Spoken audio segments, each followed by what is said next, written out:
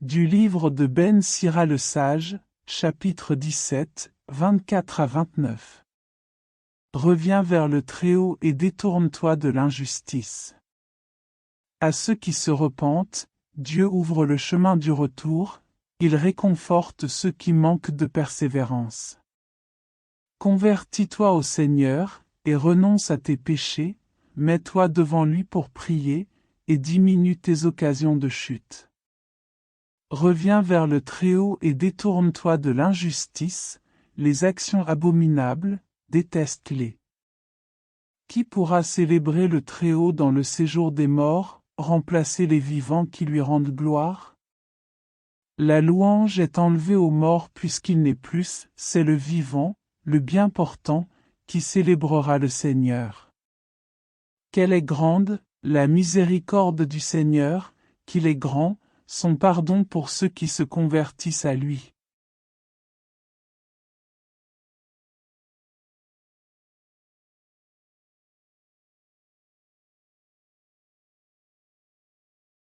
Marc, chapitre 10, 1-7-2-7. Vends ce que tu as et suis-moi. En ce temps-là, Jésus se mettait en route quand un homme accourut et, tombant à ses genoux, lui demanda, « Bon maître, que dois-je faire pour avoir la vie éternelle en héritage ?» Jésus lui dit, « Pourquoi dire que je suis bon? Personne n'est bon, sinon Dieu seul. Tu connais les commandements, ne commets pas de meurtre, ne commets pas d'adultère, ne commets pas de vol, ne porte pas de faux témoignages, ne fais de tort à personne, honore ton père et ta mère. » L'homme répondit, « Maître, tout cela, je l'ai observé depuis ma jeunesse. » Jésus posa son regard sur lui, et il l'aima.